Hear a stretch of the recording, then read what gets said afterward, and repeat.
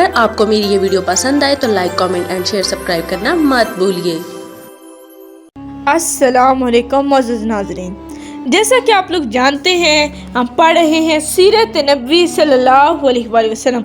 लेकिन शुरू करने से पहले मेरी आप सबसे गुजारिश है कि एक दफ़ा नबी करीम सल्लल्लाहु अलैहि वसल्लम पर दुरूद शरीफ पढ़ दें और उसके बाद जहाँ भी नबी करीम सल्लल्लाहु अलैहि वसल्लम का नाम मुबारक आए वहाँ पर दुरूद शरीफ ज़रूर पढ़ें।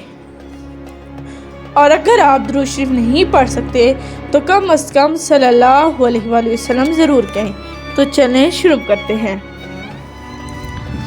इसका बाब नंबर 106 है जिसका नाम है फरमान नरमाओं को दावती खतूत। ये होलनाक मंजर देखकर हज़रत उमरू बिन उमैया रज़ियल्लाहु तआला अन्हु के साथी ने पूछा, आप क्या राय है?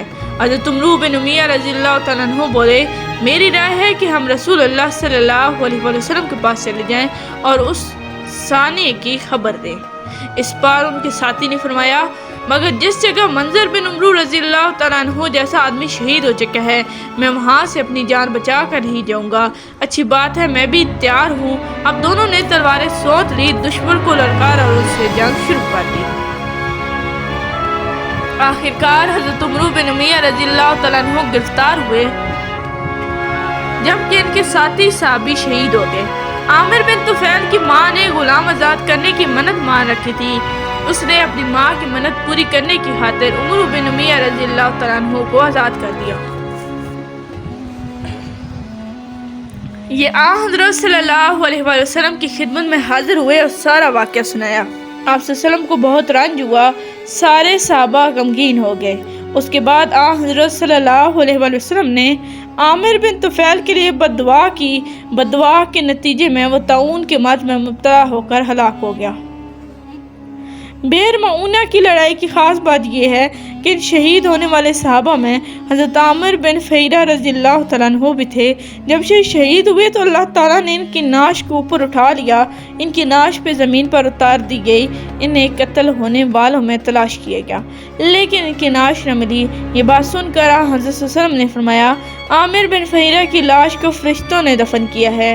हज़रत सल्लम के इस वाक़े से इतना सदमा हुआ था कि मुसलसल एक माह तक सुबह की नमाज में दुआए कनूत नाज़िला पढ़ते रहे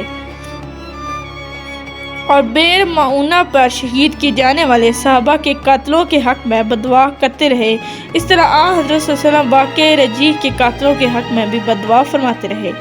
ग़ज़वा तबूक के बाद सराया भेजे जाने का सिलसिला शुरू रहा। इस तरह हज़रत सल्लम की खिदमत में हर तरफ से वफ़द आने लगे, यानी लोग वफ़दों की शक्ल में आकर इस्लाम कबूल करने लगे। एक रोज़ बनी हनीफ़ा का वफ़द आया, इसमें मुसलमा कज़ाब भी था। इन लोगों ने इस शख्स को एक कपड़ों में ढांप रखा था। उस वक्त हज़रत सल्लम सहाबा किराम रज़ियल्लाहु तआला अन्हु के दरमियान तशरीफ़ फरमाते और आप सल्लल्लाहु अलैहि वसल्लम के हाथ में खजूर की टहनी थी। टहनी के सर पर कुछ पत्ते भी थे। मुसलमा ने आपके नज़दीक आकर कहा, आप मुझे अपनी नबूवत में शरीक कर दीजिए।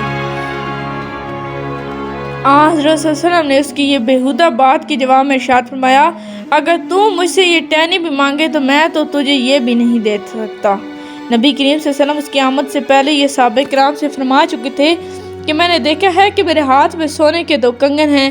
अल्लाह ताला ने ही मुझे वही के इन पर फूंक मारे। मैंने फूंक मारी तो दोनों कंगन उड़ गए और उससे मैंने ये तबीर ली कि 2 कज़ाब यानी झूठे नबी ज़ाहिर होने वाले हैं। ये 2 झूठे तलिया और मसीलमा थे। तलिया तो यमन के शहर सनाह का रहने वाला था और मसीलमा अमामा का। दोनों ने हुज़ूर अकरम सल्लल्लाहु अलैहि वसल्लम की ज़िंदगी मुबारक में नबूवत का झूठा दावा कर दिया था।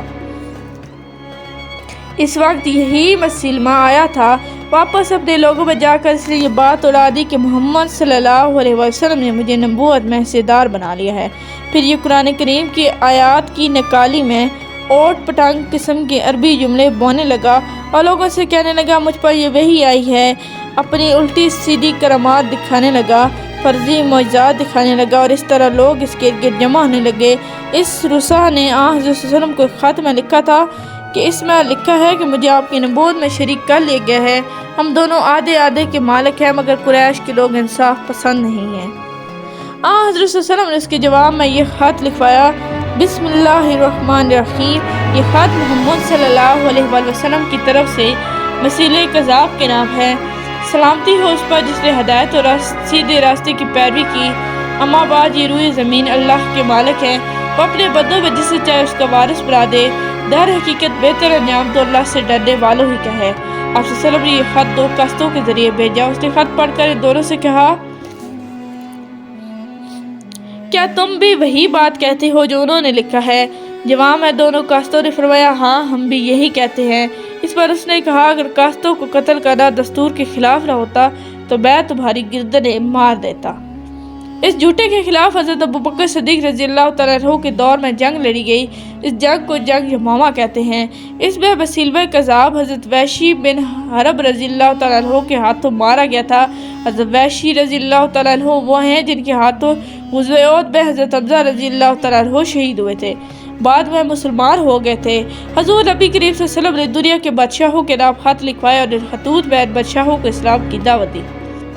روم کے بادشاہ ہرقل کو بھی خط لکھوایا۔ یہ خط حضرت دحیہ کلبی رضی اللہ تعالیٰ عنہ لے کے گئے۔ روم کے بادشاہ خود کو کیسر کہلواتے تھے۔ کیسر نے آپ صلی اللہ علیہ وسلم کی خط کا احترام کیا، لیکن ایمان لانا اس کے مقدر میں نہیں تھا۔ اسی طرح حضور اکرم صلی اللہ علیہ وسلم نے ایران کے بادشاہ کسری پرویز کا نام خط لکھوایا۔ یہ خط عبداللہ سبی رضی اللہ تعالیٰ عنہ لے کر گئے۔ اس نے خط سننے سے پہلے ہی اسے چاک کرنے کا حکم دے دیا اور اس کے حکم پر حضرت صلی اللہ علیہ وسلم کا خط پھاڑ دیا گیا۔ اس نے اپنے دربار سے قاصد کو بھی نکال دیا۔ حضرت عبداللہ بن حذافہ صحابی رضی اللہ تعالیٰ عنہ اپنی سواری پر بیٹھے واپس روانہ ہوئے۔ مدینہ منورہ پہنچ کر انہوں نے ساری تفصیل سنا دی۔ یہ سن کر حضرت صلی اللہ علیہ وسلم نے ارشاد فرمایا، کسری کی حکومت ٹکڑے ٹکڑے ہو گئی ہے۔ ادھر کسری پرویز نے اپنے یمن کے حاکم کو لکھا، مجھے معلوم ہوا ہے کہ قریش کے ایک شخص نے نبوت کا دعویٰ کیا ہے، تو فوراً اسے گرفتار کر کے میرے پاس بھیج دو۔ یمن کے گورنر بازار نے 2 آدمی بھیج دیے۔ دونوں مدینہ پہنچ کر حضرت صلی اللہ علیہ وسلم کی خدمت میں حاضر ہوئے۔ ان کی داڑیاں منڈی اور مونجھیں بڑی ہوئی تھیں۔ حضرت صلی اللہ علیہ وسلم نے ان کی حلیے دیکھ کر فرمایا، تمہارا برا ہو، یہ تم نے اپنے چہرے کیسے بنائے ہوئے ہیں؟ تمہیں ایسا حلیہ اختیار کرنے کا حکم کس نے دیا؟ جواب میں بولے، ہمارے پروردگار کسرا نے۔ حضرت صلی اللہ علیہ وسلم نے یہ سن کر فرمایا، اب جاؤ اور کل میرے پاس آنا۔ دونوں چلے گئے۔ اس دوران اللہ تعالیٰ نے آپ صلی اللہ علیہ وسلم کو وحی کے ذریعے خبر دی کہ اللہ تعالیٰ نے کسرا پر اس کے بیٹے کو مسلط کر دیا ہے، وہ فلاں مہینے اور دن اسے قتل کر دے گا۔ اس وحی کے بعد آپ صلی اللہ علیہ وسلم نے دونوں کو بلایا، یہ اطلاع انہیں دی۔ ساتھ ہی آپ صلی اللہ علیہ وسلم نے بازان کے نام خط لکھوایا کہ اللہ تعالیٰ نے مجھ سے وعدہ فرمایا ہے کہ وہ کسرا کو فلاں مہینے فلاں دن قتل کر دے گا۔ بازان کو یہ خط ملا تو اس نے سوچا اگر وہ نبی ہیں تو جیسا انہوں نے لکھا ہے ویسا ہی ہوگا۔ چنانچہ اسی طرح ہوا۔ اس کے بیٹے شہریو نے اسی دن اسے قتل کر دیا جس کی پیشن گوئی ہو چکی تھی۔ بازان کو جب یہ اطلاع ملی تو اس نے فوراً حضرت صلی اللہ علیہ وسلم کی خدمت میں قاصد بھیجا، اپنے اور اپنے ساتھیوں کے اسلام قبول کرنے کی اطلاع دی۔ حضرت صلی اللہ علیہ وآلہ وسلم نے شاہ حبشہ نجاشی کے نام بھی خط لکھوایا۔ نجاشی کے پاس جب یہ خط پہنچا تو انہوں نے اس مکتوب مبارک کو آنکھوں سے لگایا، تخت سے اتر کر زمین پر بیٹھے اور اسلام قبول کیا۔ پھر ہاتھی دانت کی صندوقچی منگوا کر حضور اکرم صلی اللہ علیہ وسلم کا خط مبارک اس میں ادب سے رکھا۔ اس خط کے ساتھ آپ صلی اللہ علیہ وسلم نے ان کے نام ایک دوسرا خط بھی لکھا تھا۔ اس میں آپ صلی اللہ علیہ وسلم نے لکھوایا کہ نجاشی حضرت حبیبہ رضی اللہ تعالیٰ عنہ سے حضرت صلی اللہ علیہ وسلم کا نکاح کر دے۔ نجاشی نے اس خط کو بھی چوما، آنکھوں سے لگایا، رکم کی تعمیل کی اور حضرت حبیبہ رضی اللہ تعالیٰ عنہ سے حضرت صلی اللہ علیہ وسلم کا نکاح پڑھائے۔ یہ دونوں خط حضرت عمر بن امیہ زمری رضی اللہ تعالیٰ عنہ لے کر گئے تھے۔ اب تک کے لیے اتنا ہی، ملتے ہیں اگلے باب میں، تب تک کے لیے اللہ حافظ۔ Please like, subscribe and share our channel and press the bell icon for more videos.